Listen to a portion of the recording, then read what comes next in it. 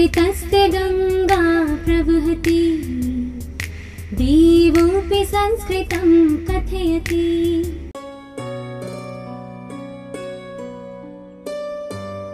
भगवान कृष्ण ही गीता के दूसरे अध्याय को बोल रहे हैं और श्रोता हैं अर्जुन।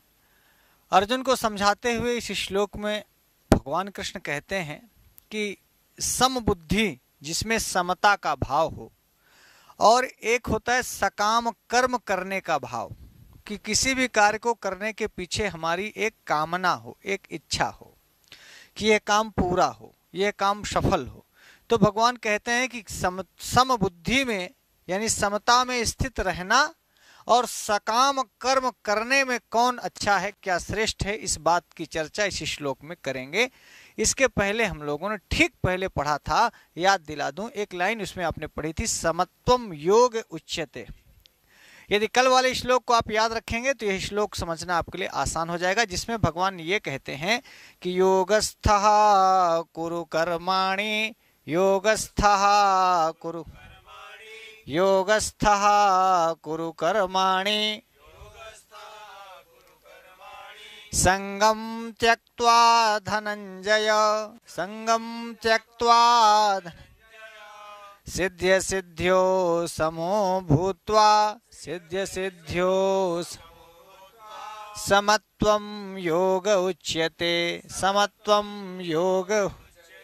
इसे पकड़े रहिएगा, समत्वम योग उच्यते। भगवान कहते हैं सम बुद्धि में रहना, समता में रहना, समान भाव में रहना ही यह क्या है, योग है।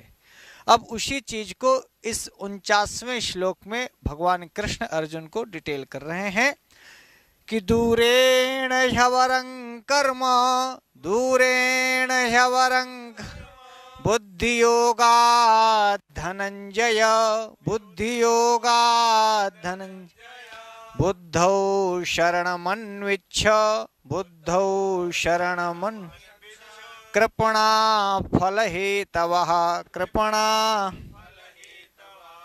दूरेण हि अवरं कर्म, दूरेण। ऐसे संधि कर देंगे तो ही में जो ई है, ई के स्थान पर या हो जाएगा, ई को यण से तो ह्यवरम बन जाएगा। तो ह्यवरम का अर्थ ना करके अवरम का अर्थ करिए। अवरम माने अधमम, अवरम माने, और कर्म कर्मणि कर्माणि यह नपुंसक लिंग में चलता है और अवरम भी नपुंसक लिंग हो गया।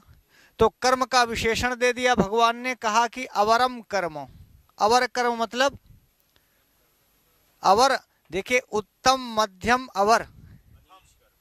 तो अवर माने अधम, अवर माने नीच, अवर माने निकृष्ट ना। उत्तम मध्यम अवर होता है, अवर को ही अधम कहते हैं, निकृष्ट कहते हैं, नीच कहते हैं। तो भगवान पतित, तो भगवान ने कहा दूर रहना, दूरेण, दूर से ही अवरम कर्म, यह अवर कर्म है। सकाम कर्म जो है, कर्म का मतलब यहाँ सकाम कर्म से है, कामनाओं के कर्म से है, जिसमें आपकी बहुत बड़ी बड़ी इच्छाएं होती हैं, मैं ये करूंगा तो ये मिल जाएगा, वो करूंगा तो ये मिल जाएगा। भगवान ने कहा अवरम कर्म। बोले बुद्ध योगात पंचमी, और धनंजय संबोधन है अर्जुन के लिए। धनम जयति इति धनंजयः, और युद्ध के बाद भी अर्जुन को धन ही मिलने वाला है। तो इस दृष्टि से भी भगवान यही कह रहे हैं कि भाई धनम जय, धन को जीतो, यानी राज्य को जीतो, युद्ध को जीतो। युद्ध को जीतने से तुम्हें मिलेगा क्या? धन, राज्य, सुख, यश, कीर्ति। तो धनंजय अर्जुन को कहते भी हैं, और मानो जयतु जयताम जयंतु जय जयतम जयत जयानि जयाव जयाम, ऐसा लोट लकार में जीत जय धातु का रूप चलता है जीतने के अर्थ में। तो जय का मतलब ही होता है जीतो, जय का मतलब होता है जीतो। क्या जीतो? और धनम में द्वितीय लग गई तो धनम, वही मकार को इकार हो गया, आगे चकार जकार के आने से पंचमाक्षर हो गया। तो इसको ऐसे भी अर्थ कर सकते हैं कि मानो भगवान कृष्ण कहते हैं कि धनम जय, धन को जीतो, यानी राज्य को जीतो, यानी युद्ध को जीतो। इसीलिए धनंजय के संबोधन कहने के पीछे भी भगवान कृष्ण धनंजय से हे अर्जुन ऐसा भी अर्थ कर सकते हैं, और दूसरा अर्थ मानो भगवान ने कहा कि युद्ध को जीतो। धनंजय, धन से तात्पर्य यहाँ रुपया पैसे से बस नहीं है। भाई किसी भी राजा के लिए युद्ध ही धन है, युद्ध को जीतना ही महाधन है। तो भगवान ने मानो धनंजय कह के ये भी कह दिया, आशीर्वाद भी दे दिया, शुभ कामनाएं दे दी कि हे धनम जय, हे धनम जय, धन को जीतो धनंजय, धनंजय धन को जीतो, यानी युद्ध को जीतो। अब युद्ध जीतने के लिए उन्होंने एक बात कही, बुद्धि योगात, बुद्धि योग से। अब बुद्धि योग से की आगे, बुद्धि योग से ये जो कर्म है, बुद्धि योग की अपेक्षा जब दोनों में तुलना होती है तो उसमें जिससे तुलना होती है उसमें पंचमी लगती है। तो बुद्धि योग से अवर कर्म है यह सकाम कर्म। ये जो आप कोई कामना के साथ कर्म करते हो और एक समता के भाव में स्थित होकर के समत्व बुद्धि से जो काम करते हो, तो समत्व बुद्धि की अपेक्षा सकाम कर्म अवरम, सकाम कर्म जो कर्म है वो अवरम कर्म, इसलिए दूरेण, उसको दूर से ही त्याग दो। दूरेण बहुत अत्यंत माने बहुत दूर है, बहुत दूर का मतलब अर्थात दूर से ही छोड़ दो, दूर से ही इससे सकाम कर्म को दूर से ही प्रणाम कर लो। सकाम कर्म मन में कामनाएं ना आने पाए, इसलिए दूरेण ही अवरम कर्म। किससे अवरम कर्म, किससे तुलना की? बुद्धि योगात। तो कहा भैया बुद्धि योग से, जो बुद्धि योग है, बुद्धि जिसमें लगी है समता में, ऊपर वाला लाइन पढ़ने ना, समत्वम योग उच्यते, तो बुद्धि को कहाँ लगाया? सम में, समत्व में। तो जो बुद्धि समत्व में स्थित है, चूंकि देखिए भगवान कह चुके हैं योगस्था कुरु कर्माणि, योग में स्थित होकर के कर्म करो। योगस्था कहा ना पहले भगवान, तो योगस्था कुरु कर्माणि, और लास्ट में कहते हैं समत्वम योग उच्यते। तो बुद्धि कहाँ हो गई? बुद्धि सम में हो गई। तो बुद्धि योग माने समयोग, समत्व योग। जब सारी धरती का पुण्य पाप सब समान है, कौन अच्छा कौन बुरा, बोले इसमें बुद्धि मत लगाओ, सब तुम्हारे लिए ठीक है, सब बराबर है। कौन जी रहा है, कौन मर रहा है, कौन जीत रहा है, कौन हार रहा है, कौन गलत कर रहा है, कौन सही कर रहा है। अर्थात हमें समत्व में रहना है। भगवान ये, जैसे हम जब समत्व में नहीं रहते कृष्णा भैया, तो हम बहुत बार पक्षपात करते हैं, और यदि हम समत्व में रहते हैं तो पक्षपात बुद्धि से बच जाते हैं। भगवान इसीलिए कहा बुद्धि योगात, भगवान कहते हैं बुद्धि योगात अवरम कर्म, ये सकाम कर्मो अवरम है, निकृष्ट है, इससे दूरेण, दूर से इसे त्यागो हे धनंजय। तो करें क्या? बोले बुद्धौ शरणम अनुइच्छ, अन्विच्छ बन जाएगा, आप इसमें भी संधि कर लो भैया, अनुधन इच्छ। तो इश धातु है, लोट लकार मध्यम पुरुष एक वचन में इच्छ बनेगा। इच्छतु इच्छताम, इच्छन्तु इच्छ, इच्छतम इच्छत, इच्छानि इच्छाव इच्छाम। तो इच्छा, ये अनु के नाम में जो ऊ है, ऊ के स्थान पर वाह हो जाएगा, अन्विक्ष बनेगा। क्या बनेगा? मनविक्ष नहीं है, शरणम का माँ है, माँ को अलग कर दो तो माँ में आ है, अन्विक्ष बनेगा, अन्विक्ष हो जाएगा। अनु उपसर्ग पूर्वक इस धातु का लोट लकार मध्यम पुरुष एक वचन। अन्विक्ष माने अनुगमन करना, इच्छा करना। इच्छ का मतलब ही होता है इच्छा करना। तो बुद्धि के शरण में रहने की इच्छा करो। बुद्धि कहाँ है? समता में। तो जो समत्व बुद्धि है, उस समत्व बुद्धि की शरण में रहने की इच्छा करो। यही ना हुआ, पठ माने पढ़ो, लिख माने लिखो, तो इच्छ माने इच्छा करो, सोचो विचार करो। और अन्विक्ष माने बुद्धि योग का ही आश्रय ग्रहण करो, उसी का अनुगमन करो। उपसर्ग के बाद धातुओं का अर्थ बदल जाता है। तो इच्छ का मतलब तो इच्छा करना होता है, लेकिन अन्विक्ष का मतलब हुआ उसका अनुगमन करना, शरण में रहना, वहां उसको फॉलो करना। तो बुद्धौ सप्तमी का एक वचन है, बुद्धौ शरणम अन्विक्ष हे धनंजय, बुद्धौ शरणम अन्विक्ष। आपने पढ़ा होगा, बुद्ध वाले कहते हैं बुद्धम शरणम गच्छामि, धम्मम शरणम गच्छामि, संघम शरणम गच्छामि। वही भगवान यहाँ कहते हैं कि बुद्धौ शरणम अन्विच्छ। बुद्धों में सप्तमी लगा के भगवान ने कहा बुद्धि में शरण ग्रहण करो, बुद्धि में आश्रय ग्रहण करो। बुद्धौ, बुद्धि को आश्रय बनाया, आधार बनाया, अधिकरण बनाया। व्याकरण शास्त्र कहता है कि आधारोधिकरणम, अधिकरण में सप्तमी लगती है। तो बुद्धि में, समत्व बुद्धि में शरण ग्रहण करो, अर्थात तुम्हारा चिंतन, तुम्हारी सोच, तुम्हारी विचारधारा हमेशा समत्व बुद्धि में होनी चाहिए, समबुद्धि में। तभी आजकल की सरकारें कहती हैं कि सबका विकास, सबका साथ, सबका प्रयास। यही तो समत्व बुद्धि है, यही तो समबुद्धि है। अब इसी बुद्धौ शरणम अन्वीक्ष को ही आप हिंदी में बोल रहे हैं सबका साथ सबका विकास। जिसके पास समत्व बुद्धि नहीं होगी वो सबका साथ सबका विकास और सबके प्रयास की बात नहीं कर सकता। मैं किसी सरकार का प्रचार नहीं कर रहा, मैं बता रहा हूं कि बुद्धौ शरणम अन्वीक्ष होता क्या है। भगवान ये 5000 साल पहले कह चुके हैं हमारे आपके लिए कि बुद्धौ शरणम अन्वीक्ष, उस समत्व बुद्धि की शरण ग्रहण करो जहां समता का भाव हो, जहां मैं भी जीऊं तुम भी जियो, जिए और जीनो दे का कॉन्सेप्ट दे रहे हैं भगवान। समत्व बुद्धि में रहो और रहने दो।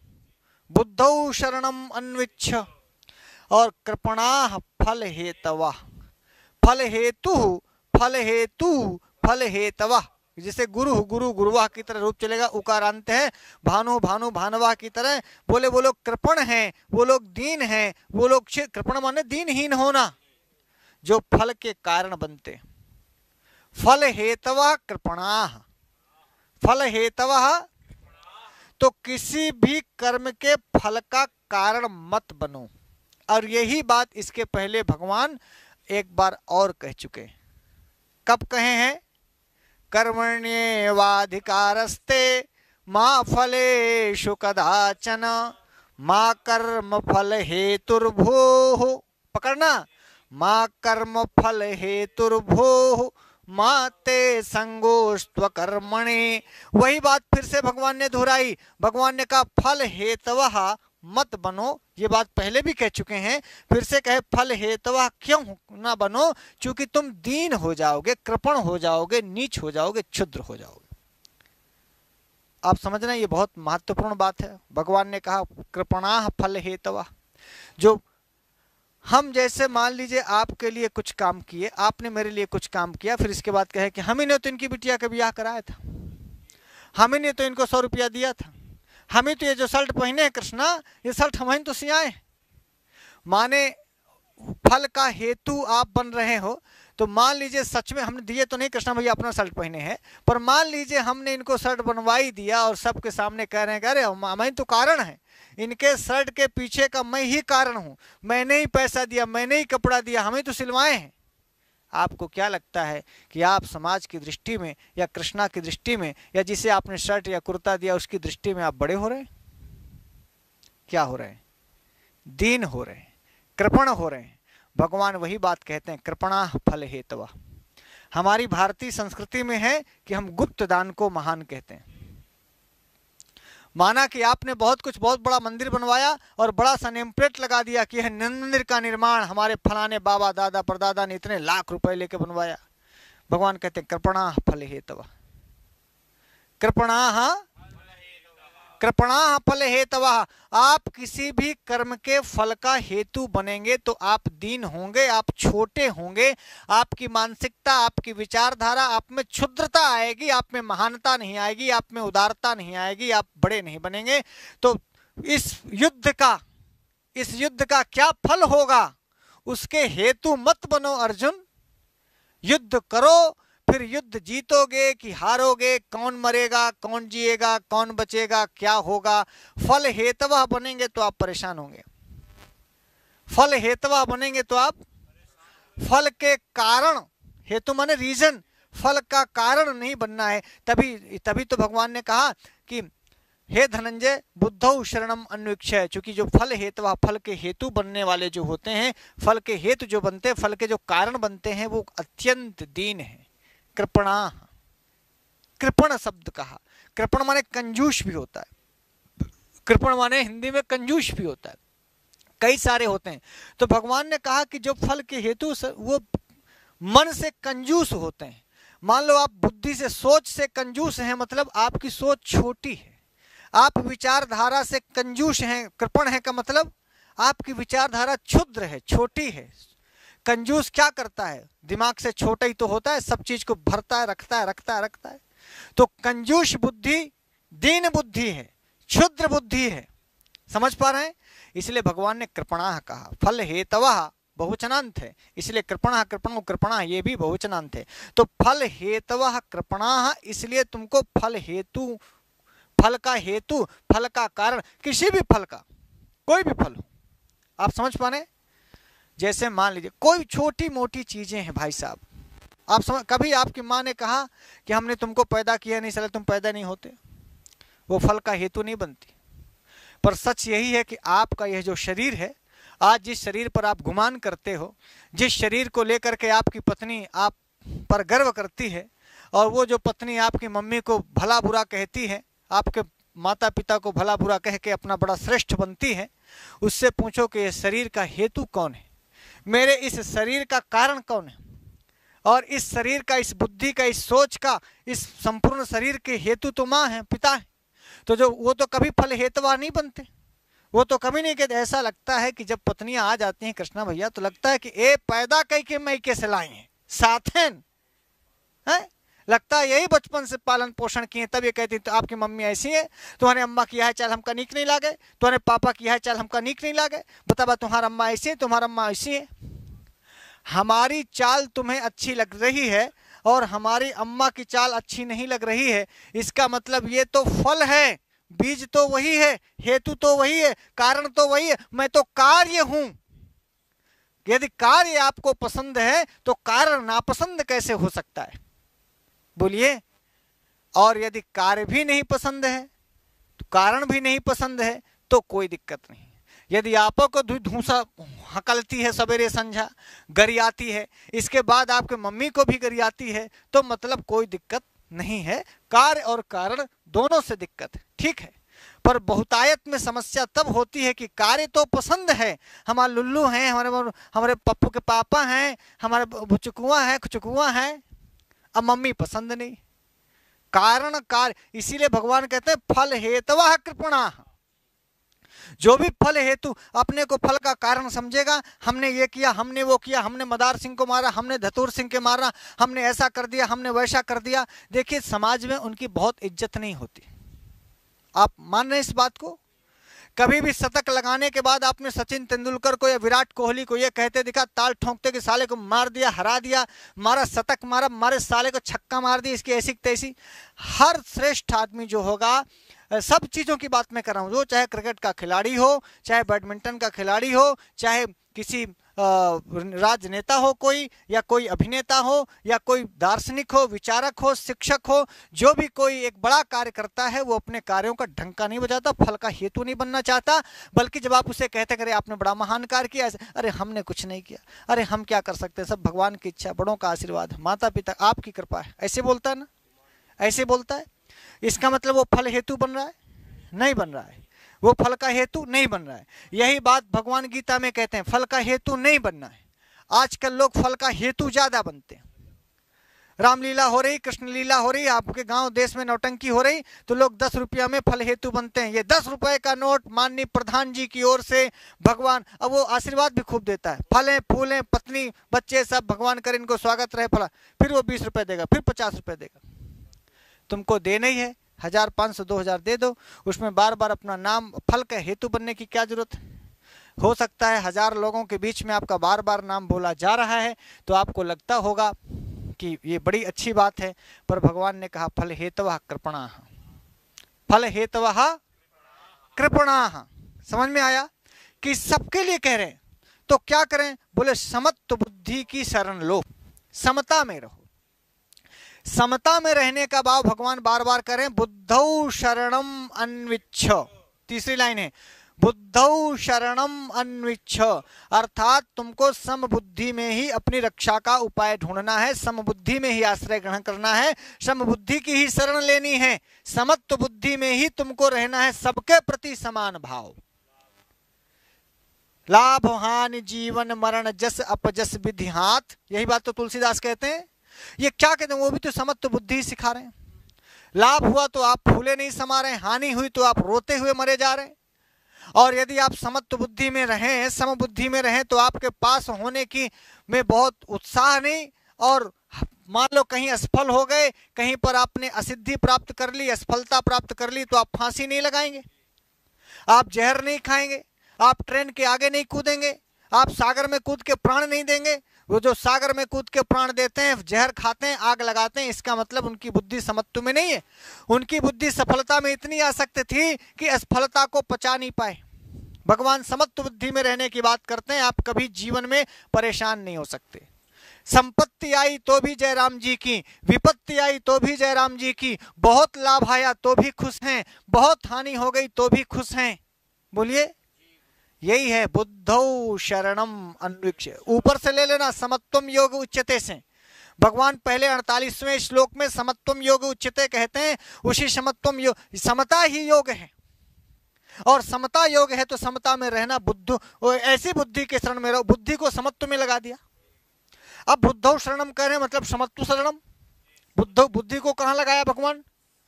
समत्व में, क्योंकि समत्वम योग उच्यते कहा।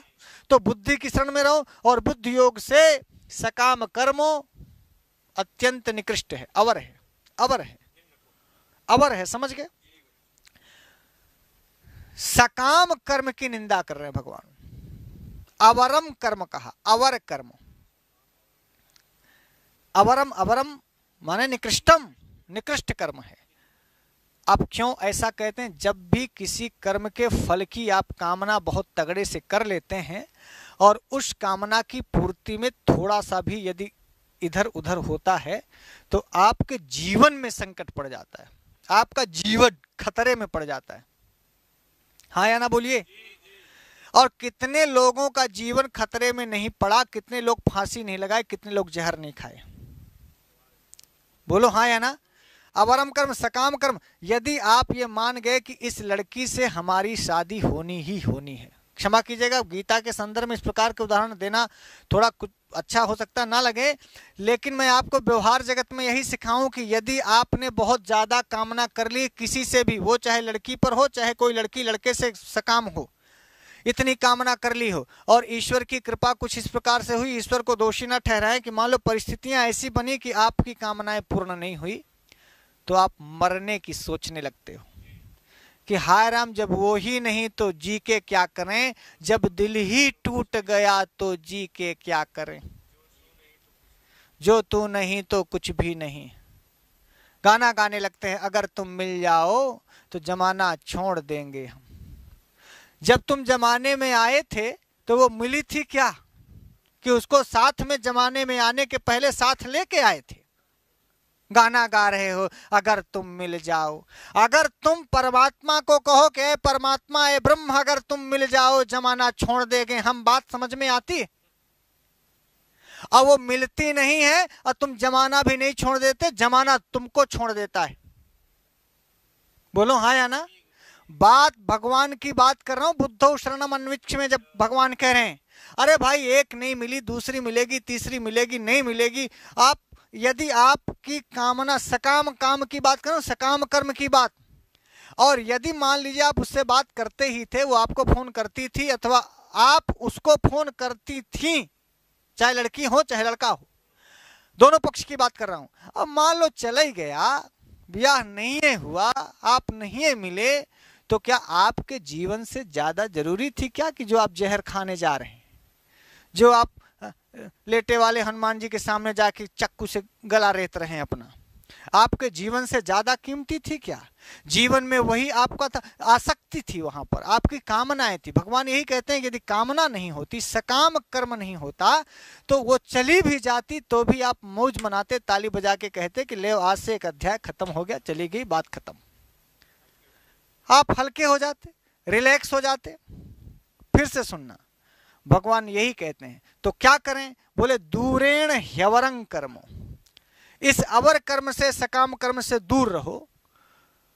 तो बुद्धि योगात समत्व बुद्धि में रहो। समत्व बुद्धि यही है, आ गई तो ठीक है, नहीं आई तो भी कोई दिक्कत नहीं। हमने परीक्षा दी, पास हो गए तो बड़ा अच्छा, फेल हो गए तो भी कोई दिक्कत नहीं। फेल हो गए तो तुम्हें मरने को कह दे, दोबारा पास होंगे, तिबारा पास होंगे, और नहीं है पास होंगे तो कौन बहुत बड़ा पहाड़ हो गया? कहे सब लोग परीक्षा में पास ही हो, यही जरूरी है क्या? सब परीक्षा में भाई कोई बात हो, जिंदगी की कोई भी फिर रोज तो सुबह भी नहीं होती, एक दिन 70-80 साल बाद होगा कि एक बार रात में तुम लेटे फिर सवेरे नहीं होगा। ये तो जिंदगी में है कि कब, और जिंदगी जीवन रोज सिखाता है कि कभी सुबह तो कभी रात, कभी दिन तो कभी अंधेरा। तो जब प्रकाश और अंधेरा ये एक दूसरे का ये सर्किल है, ये प्रकृति की सर्किल है, ये प्राकृतिक नियम है, तो यार तो कभी उजेला उजेला तुम्हारी जिंदगी में और कभी अंधेरा ही अंधेरा। क्या दिक्कत है? अंधेरे के बाद फिर उजेला आएगा, उजाले के बाद फिर अंधेरा आएगा। ये तो जीवन का सर्किल है। सुबह होगी तो रात हुई है, रात होगी तो फिर से सुबह होगी, आज आई है तो कल गई है, कल गई है तो फिर से कोई आई। तुमको नहीं करे रविंदर जैन कि आप ये समझो कि हाँ राम सर ये सब लड़किन पर करना। आधे बहुत सारे लोगों की समस्या यहीं से शुरू होती है। तो गीता पढ़ के कम से कम इतने दूर कर लो, इस गीता के श्लोक से यही समझ में आ जाए कि दूरेण ह्यवरं कर्म, दूरेण। देखिए भगवान कृष्ण कहे तो अर्जुन को रहे, पर आज के अर्जुन बदल गए। तो मैं ये गीता जी के जो श्लोक पढ़ा रहा हूँ वो उस अर्जुन को नहीं पढ़ा रहा हूँ जो अर्जुन को भगवान कृष्ण पढ़ा रहे थे। तो भगवान कृष्ण जिनको बता रहे थे वो समझ गया, वो जीत भी गया, वो युद्ध जीत गया और वो उसका काम भी बन गया। तो उस समय के अर्जुन के लिए जो बातें जरूरी थी वो भगवान कृष्ण ने बता दी और उसको अर्जुन ने स्वीकार कर लिया, उसको सफलता भी मिली, वो युद्ध जीत भी गया। हमारे यहाँ अर्जुन दूसरे, तो भैया कृष्ण भगवान का गीता के संदर्भ में अर्थ भी दूसरा होगा।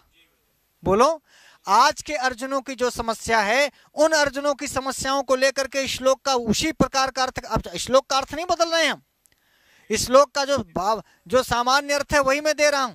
आप ये ना कहिएगा कि सर आप जो है लड़की लड़का बताने लगते हैं, आधी समस्या 99% तो लड़की लड़का की है, तो हम बताऊं किसको?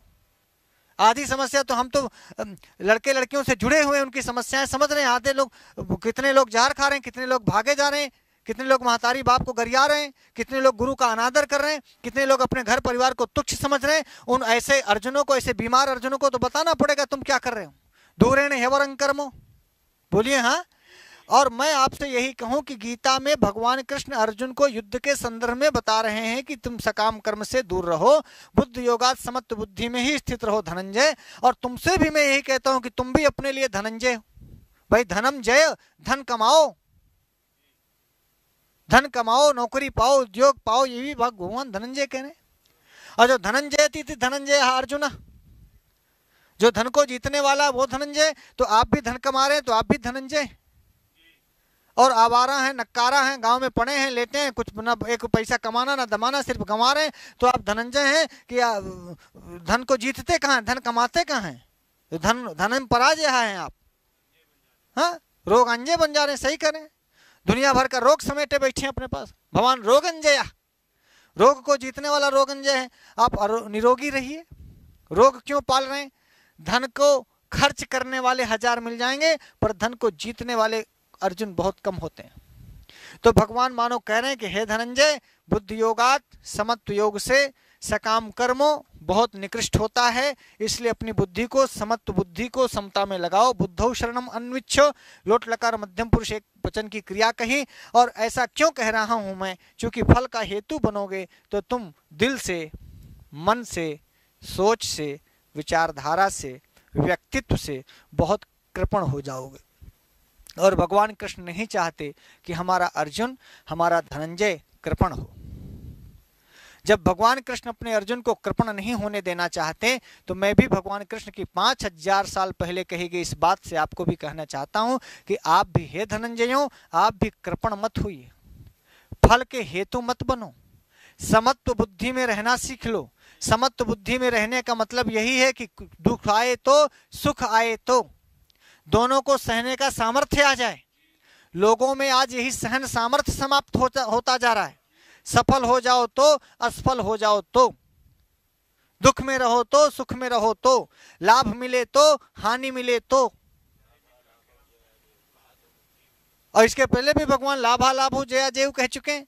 बात बात में भगवान कृष्ण उसी बात को कई बार दोहरा रहे हैं। इस श्लोक को पढ़ के आज यहीं पर विराम करते हैं। भगवान कृष्ण अर्जुन को फिर से कह रहे हैं कि दूरेण ह्यवरं कर्म, दूरेण बुद्धि योगात् धनंजय, बुद्धि योगात् धनंजय, बुद्धौ शरणमन्विच्छ, बुद्धौ शरणम कृपणा फल हेतवः, कृपणा।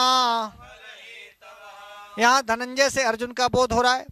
और यहाँ अवरम ये कर्म का विशेषण है। कर्म कर्मणि कर्माणि ये नपुंसक लिंग में है। बुद्धि योगात में पंचमी है। दूरेण में तृतीया है। बुद्धों में सप्तमी का एक वचन है। बुद्धि शब्द स्त्रीलिंग में है। इकारांत स्त्रीलिंग है। और शरणम अन्वय शरणम में द्वितीया है। और अन्विच में लोट लकार मध्यम पुरुष एक वचन है।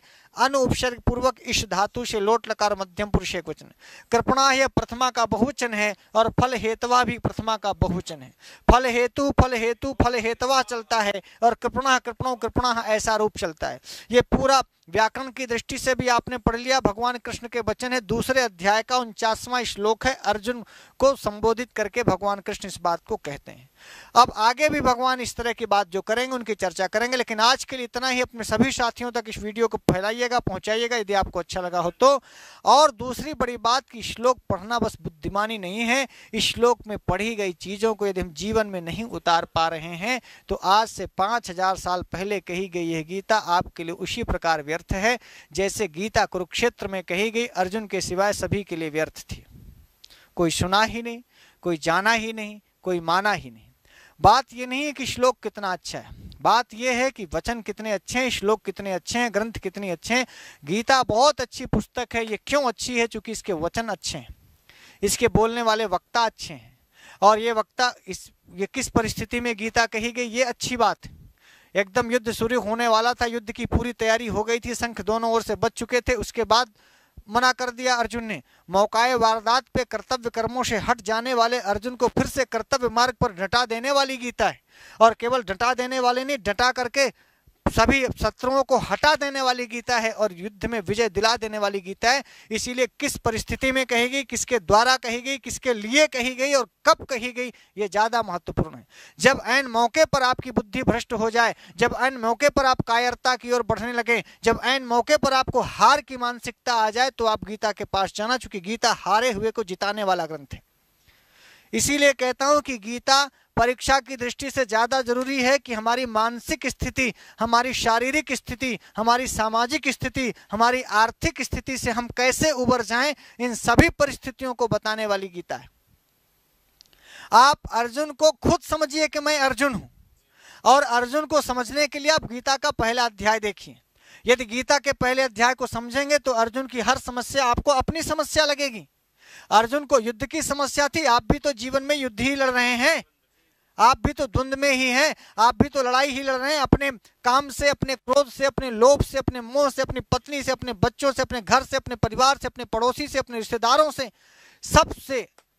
भाई आप भी तो द्वंद्व में हैं, ये करूं कि वो करूं। अर्जुन भी तो द्वंद्व में है कि ये करूं कि वो करूं, यहां जाऊं कि वहां जाऊं, इन्हें मारूं कि इनको छोड़ूं, मैं जीतूं कि हारूं। इसी प्रकार का द्वंद्व किस में नहीं है?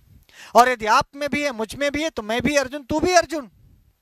और यदि अर्जुन की समस्या का समाधान गीता से हुआ है, कृष्ण से हुआ है, तो आपकी भी समस्या का समाधान गीता से होगा। तो गीता इसलिए नहीं पढ़नी चाहिए कि मेरा टीजीटी में है कि एलटी में है कि हायर में है, सिलेबस में रखा ही इसलिए गया है गीता को। गीता को रखने का प्रयोजन ही है। यदि गीता केवल लड़ने वाले अर्जुन को प्रेरित करने के लिए गीता है तो फिर एक मास्टर के लिए गीता क्यों पढ़ी जाए? एक गृहिणी गीता को क्यों पढ़े? एक माता, एक पिता, एक छात्र, एक शिक्षक, एक अधिकारी, एक कर्मचारी गीता को क्यों पढ़े? भाई वो तो युद्ध लड़ने जा नहीं रहा महाभारत का, तो जो महाभारत का युद्ध लड़ने जा रहा हो वो पढ़े। जब आपको युद्ध लड़ना ही नहीं तो आप क्यों पढ़े? गीता पर सवाल खड़ा होगा। हम रोज किसी ना किसी युद्ध से लड़ रहे हैं, द्वंद्व से लड़ रहे हैं। हमारा मन, हमारी चित्त, हमारी मानसिकता, रोज हम महाभारत के युद्ध क्षेत्र में खड़े हैं और रोज हारने का मन करता है। तो हमें रोज जीतने का मन करे, इसलिए हमें प्रतिदिन भगवान कृष्ण के वचन को सुनना चाहिए ताकि हम उत्साहित रहें, ताकि हम अपने इस जीवन के द्वंद्व से पार पाएं। तो फिर देखिए, आप कभी मरने की नहीं सोचेंगे। अरे मरने की तो सोच रहा था, आत्महत्या करने की तो, भागने की तो सोच रहा था अर्जुन। भागते हुए अर्जुन को अपने कर्तव्य कर्मों पर लगाया भगवान कृष्ण ने अपने इन्हीं वचनों से। इसीलिए गीता सर्वोत्कृष्ट ग्रंथ कहा गया।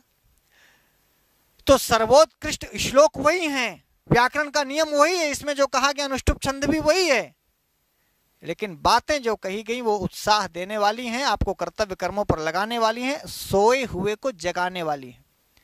तो जब जब भी जिंदगी में से आपको डर लगे, जब भी आपका गांडीव आपके हाथ से छूटने लगे, जब भी आपके शरीर में कंपकपी होने लगे, कांपने लगे, जब जब भी आप खड़े ना रह पाएं, बैठ जाएं, जब इन परिस्थितियों से गुजरने लगें तो गीता की शरण में अवश्य जाएं। आज के लिए इतना ही, हम फिर नई वीडियो में मिलेंगे, तब तक के लिए नमः संस्कृताय।